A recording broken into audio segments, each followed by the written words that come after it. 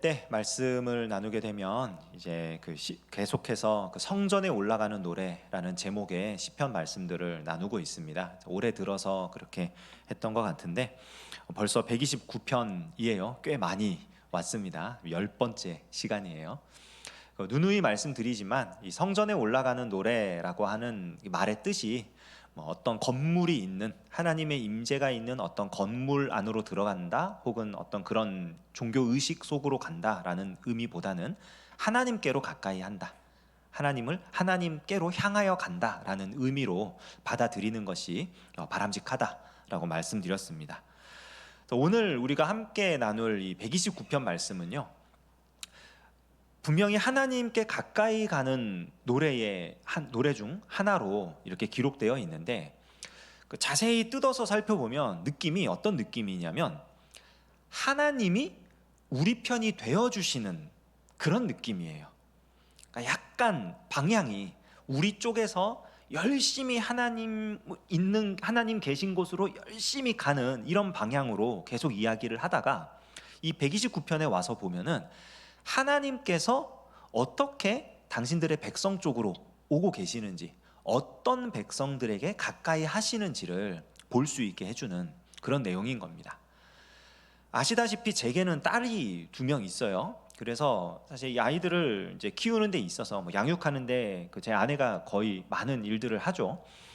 별 차이도 못 느끼게, 물론 다릅니다. 개성이 있고 다른 인격체들이니까 전혀 다른 아이들로 자라는데 그냥 그런 것 같아요. 여자애들은 이렇게 자라는구나 이러면서 누가 더 특별히 이쁘지도 않고 누가 더 특별히 밉지도 않고 그렇습니다. 그렇게 이제 키우는데 저희 형님네나 또 우리 처제네나 이렇게 보면은 우리 조카들이 성별이 달라요. 그러니까 하나는 아들, 하나는 딸, 이런 식으로 또 오빠하고 여동생 이렇게 또 구성이 되어 있어요.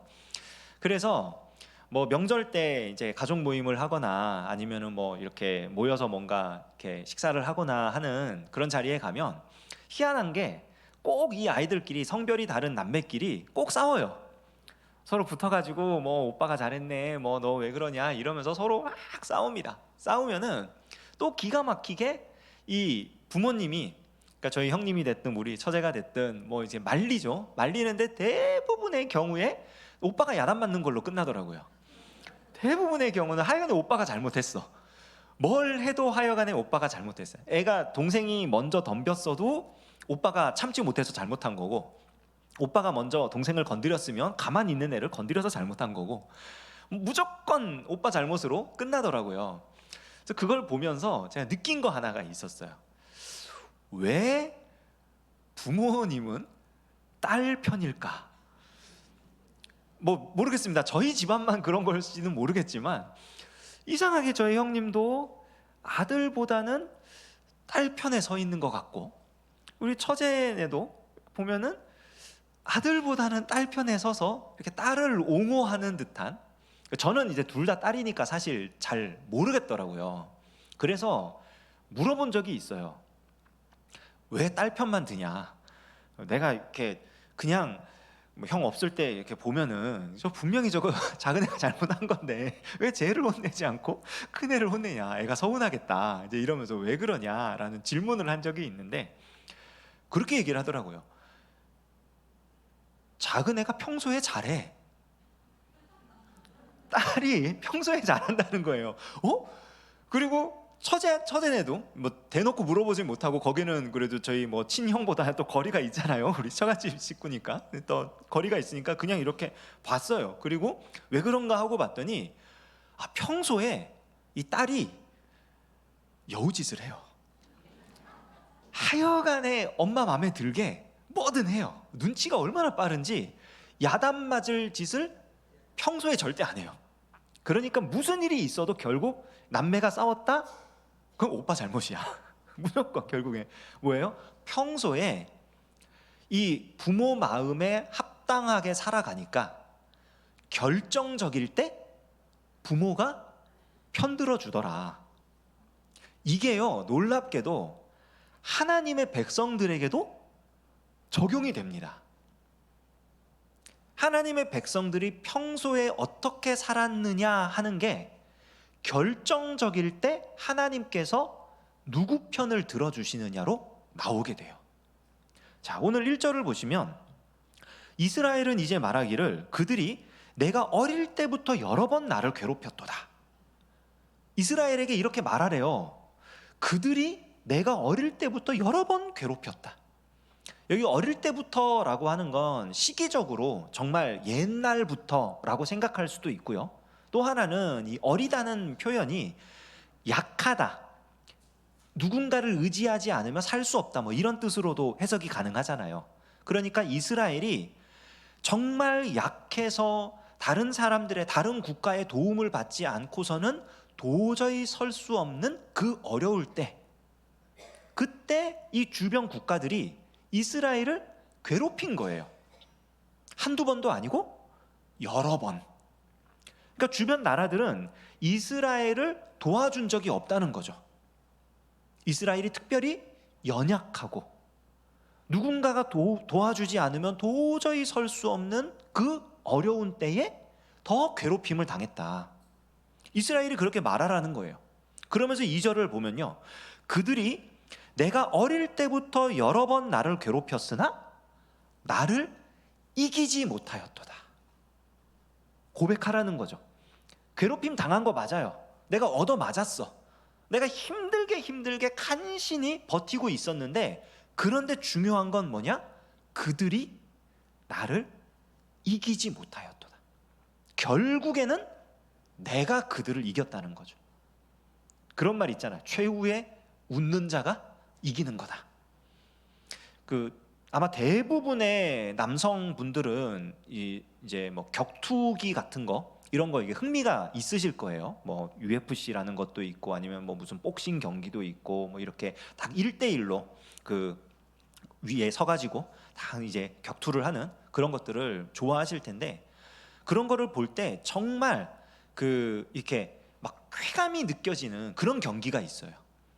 특히 이제 중량이 많이 나가는 그런 헤비급들 이런 데서 나오는데, 어떤 선수가 막 얻어맞습니다. 계속 얻어맞아요. 뭐 한 대도 못 치고 계속 얻어맞다가 그냥 주먹을 탁 내밀었는데 한 방 딱 맞고 상대방이 그냥 기절해 버리는 거예요.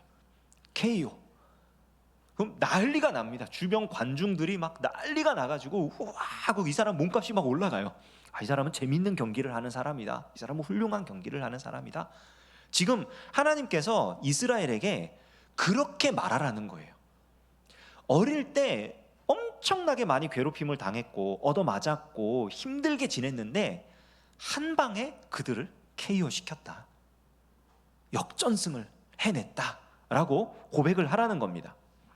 그들이 얼마나 이스라엘을 괴롭혔냐면요, 3절을 보시면 밭 가는 자들이 내 등을 갈아 그 고랑을 길게 지었도다. 상상을 해보십시오. 이건 굉장히 시적인 표현입니다. 내 등에다가 모종 심는 것처럼, 그 고랑을 파가지고 거기다 이제 모종 심는 것처럼 한다는 거예요. 얼마나 그게 생각만 해도 괴롭습니까? 저 학생 시절에 청년 때 뭐 이럴 때 제가 다니던 교회에서 저 강원도 어디에 무슨 땅을 사가지고 기도원을 수양관을 짓는다고 전 교인이 동원이 돼가지고 가서 작업을 한 적이 있어요. 돌 고르는 작업 이런 거 하고 밭 가는 작업 이런 거 하고 막 했던 적이 있는데, 와 보통 일이 아니더라고요. 돌 파내는 것도 그렇고 다 파내고 나니까 이렇게 밭 이렇게 해가지고 그거 이렇게 막 고랑 해가지고 그때 거기다 씨 심고 뭐 이렇게 막 하는데 엄청나게. 근데 그거를 내 등에다가 하고 있어요. 이 말이 안 되는 겁니다. 이거는 정말 상상도 못할 고통 가운데 처해 있었다. 이거를 지금 표현하고 싶은 거예요. 그렇게 힘든 상황 가운데 있었는데 4절, 여호와께서는 의로우사 악인들의 줄을 끊으셨도다. 그렇게 고통을 당하고 있는데 지금 이 고통을 누가 해소해 주신 거예요? 여호와께서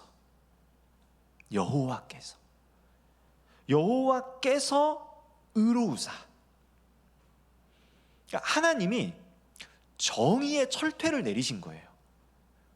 그 이스라엘이 어릴 때 괴롭히고 있는 그 국가들, 그 대적들을 보면서 네가 잘못한 거야 라고 하고 하나님께서 그들의 그 고통과 괴로움을 제하신 거예요.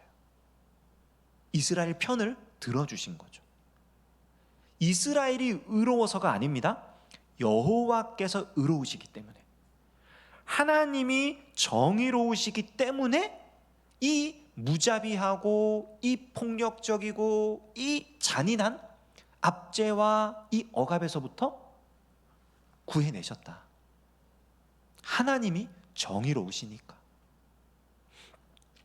5절 이하에는 그 하나님의 정의가 어디까지 시행되는지를 보여주는데요.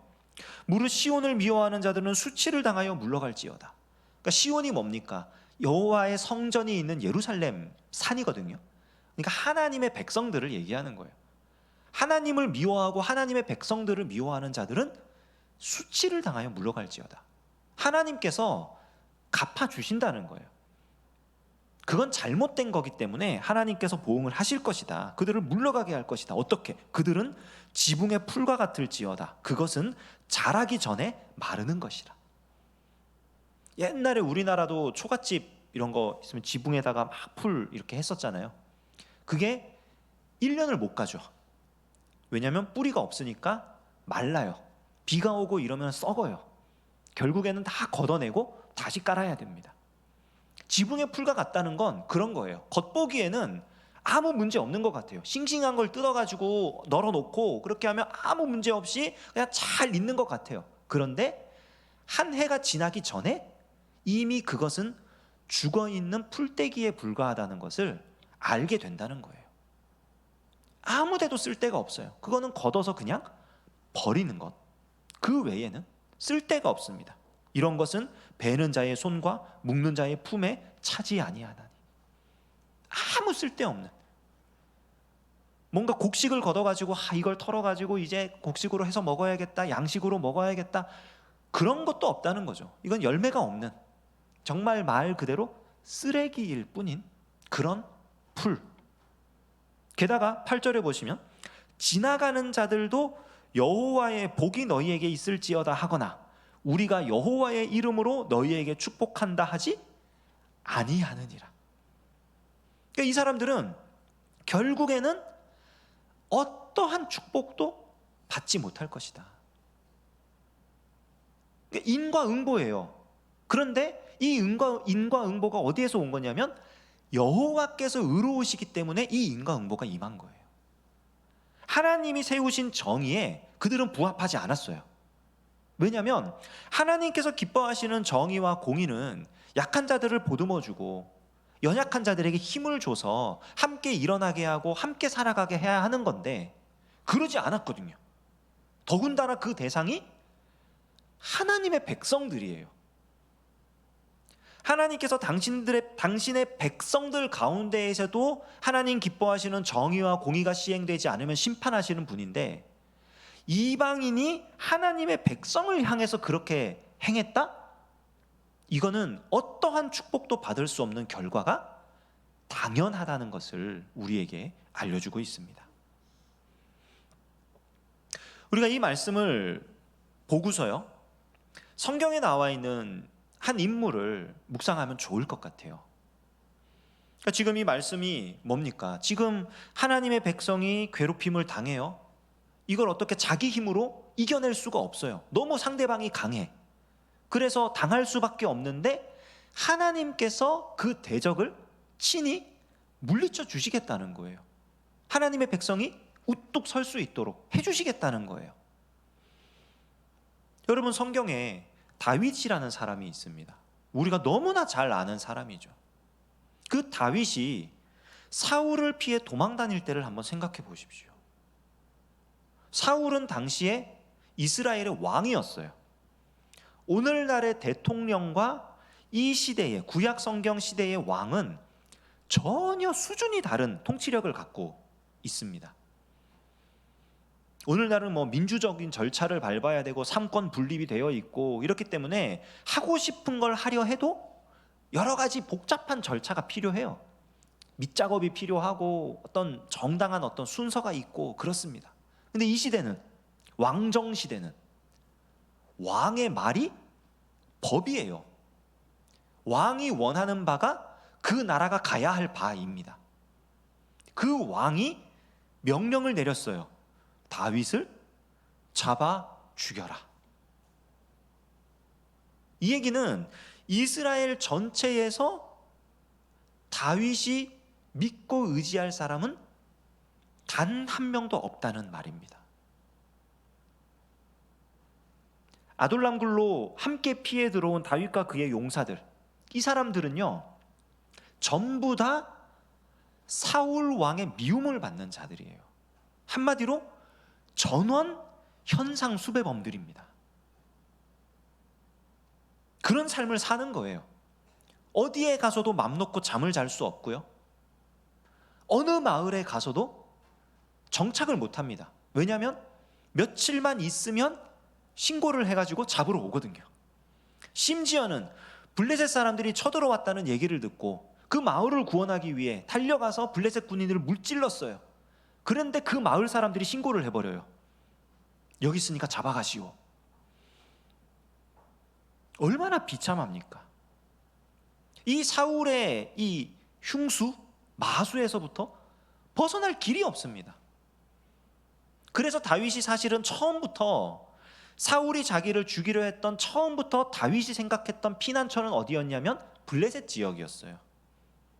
가드 왕 아기스에게로 피난을 해서, 내가 적의 적은 친구니까, 사울이 나의 적이 됐으니까 블레셋 사람들이 적어도 나는 죽이지 않겠지 하고 맨 첫 번째 갔다가 사울은 천천히요 다윗은 만만히로다, 이 말을 듣고 이제 미친 척 해가지고 살아남았고, 두 번째는 결국엔 가잖아요. 결국에는 갑니다. 왜냐하면 피할 길이 없어요. 다윗이 두 번이나 사울을 살려줍니다. 죽일 수 있는 기회에 두 번이나 살려줘요. 첫 번째는 양심이 너무 찔려가지고 옷자락만 살짝 빼고 보내고요. 두 번째는 죽일 수 있었는데 창과 물병만 훔쳐가지고 갑니다. 그렇게 두 번을 살려줘요. 그렇게 살려주면서 다윗이 뭐라 그러냐면은, 하나님께서 사울을 심판하실 거다. 그가 늙어 죽든 전쟁에 나가 죽든 병들어 죽든 하나님이 심판하실 테니까 나와 나의 사람들, 우리는 우리 손을 들어서 저 사람을 죽이지 말자.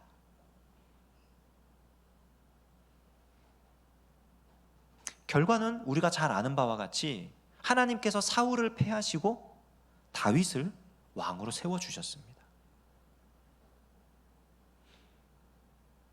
이 과정에서 다윗도 갈등을 해요.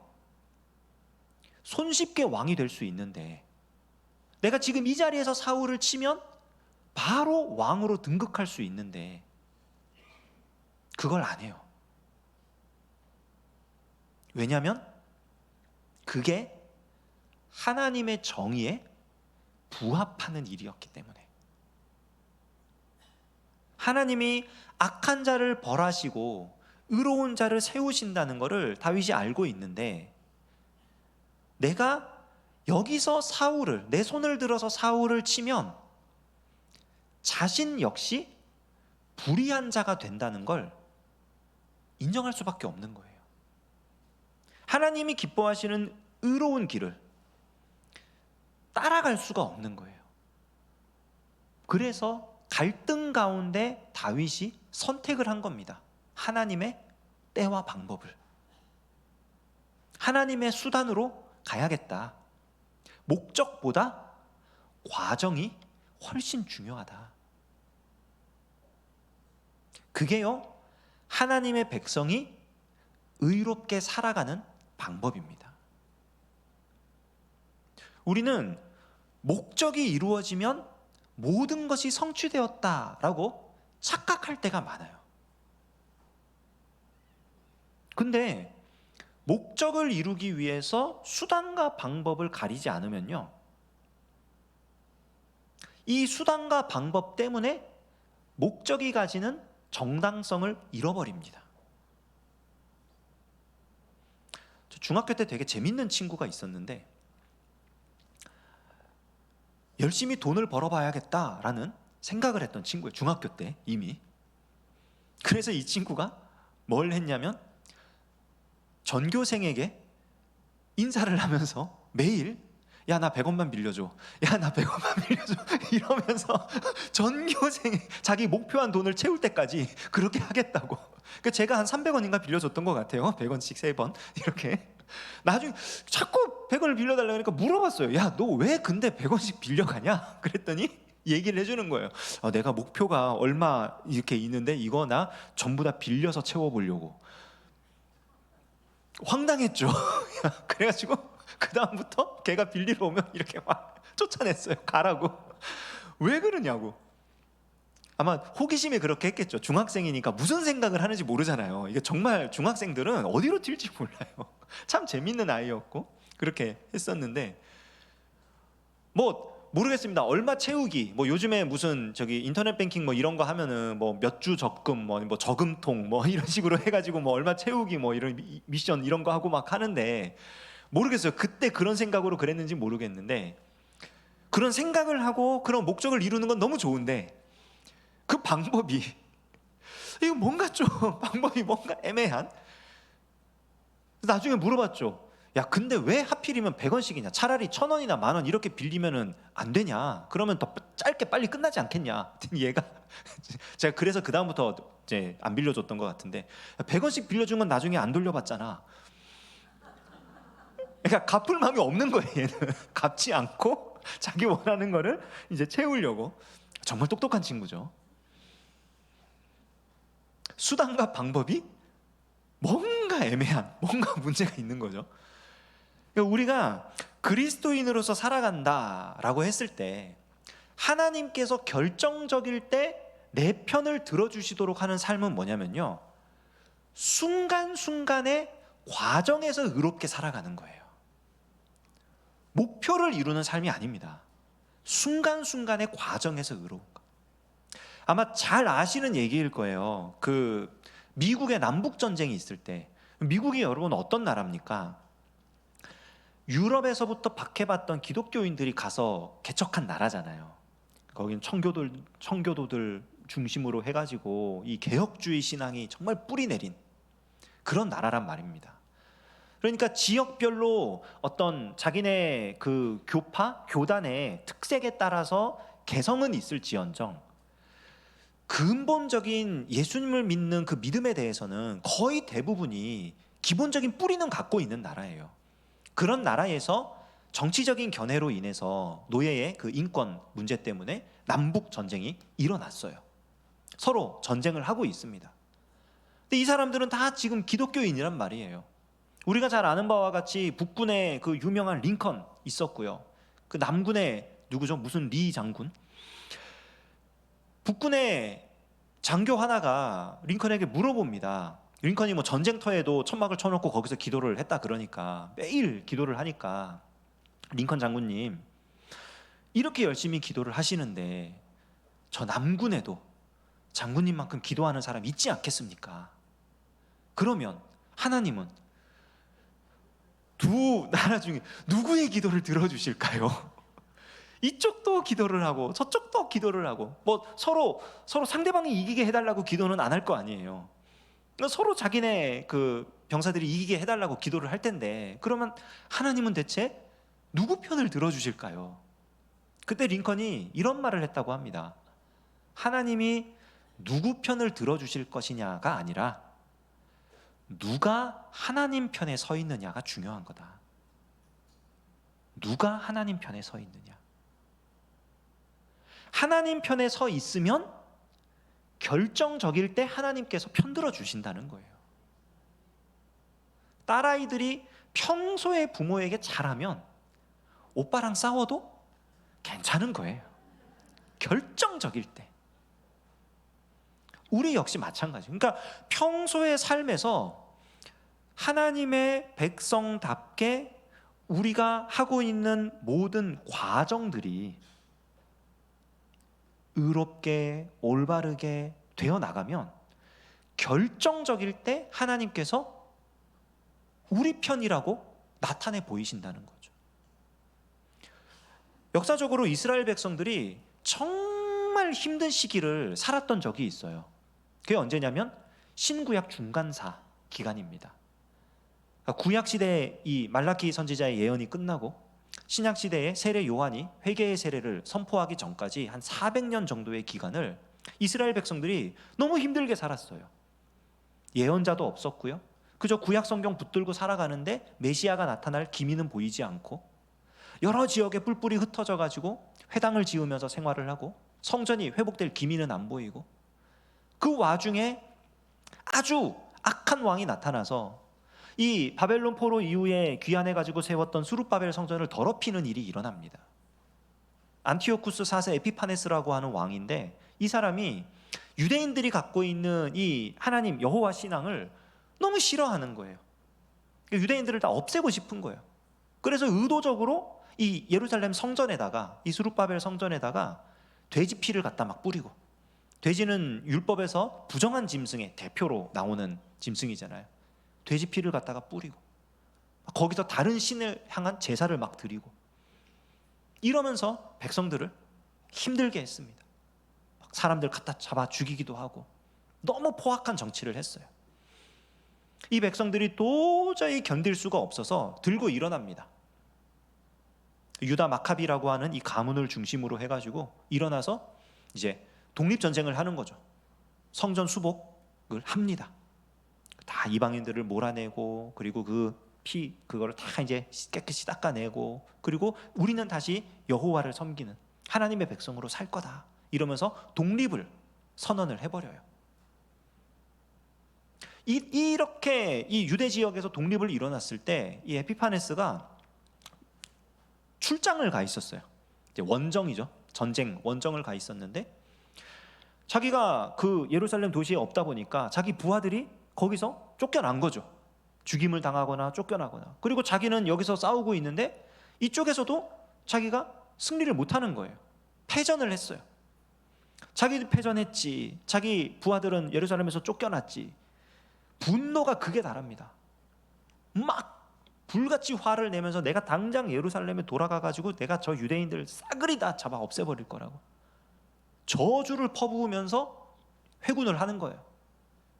근데 놀라운 건 뭐냐면요, 예루살렘에 오지 못하고 죽었어요.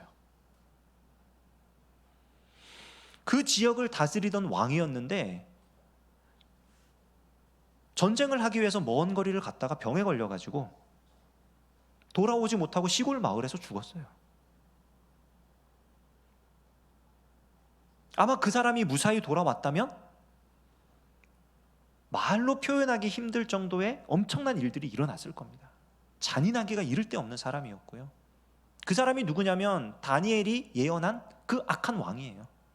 백성들 다 잡아 죽인다고 하는, 거룩한 곳에 부정한 것이 선 그 사람이 그 사람이에요. 정말 어쩌면 유대인을 진멸하기까지 없앨 수도 있는, 그럴 정도로 포악하고 잔인하고 또 강력한 무력을 갖고 있는 그런 사람이었다고요. 변변한 무기도 없이 그냥 망치 들고 일어나가지고 독립을 이뤄왔던 이 유대인들이 죽을 수밖에 없는 상황인데, 결정적일 때 하나님께서 치시는 거예요. 네가 불의한 삶을 살았다. 너가 잘못했다. 여호와께서 의로우사 그들의 줄을 끊으셨도다. 우리가요, 이 세상을 살면서 왜 내가 정말 말씀 붙잡고 기도하면서 믿음으로 살고 있는데 왜 하나님께서 내 기도를 안 들어주시지? 왜 내 삶이 이렇게 참 부끄럽고 참 내세울 것 없고 어떻게 보면 비참하기까지 할 정도로 왜 이렇게 사는 거지? 하나님, 나 좀 떵떵거리며 살게 해주시면 안 되나? 주일성수 잘 하고 예배 빠지지 않고 헌금 꼬박꼬박 내고 봉사활동하고 그러면서 공부하면 한 방에 무슨 시험이든 합격시켜 주셔야 될 것 같고, 열심히 신앙생활하고 그러면은 어떤 직장이든 지원하는 곳이면 다 합격해가지고 제일 좋은 데 골라서 가는 게 맞는 것 같고, 하나님이 우리 편들어 주시면 그런 삶이 펼쳐지는 게 맞는 거 아닌가? 우리는 그렇게 생각하잖아요. 그리고 실제로 그런 간증을 많이 들었잖아요.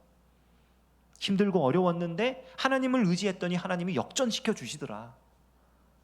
날 괴롭혔던 원수들 하나님이 다 치시고 나는 이렇게 높여주시더라.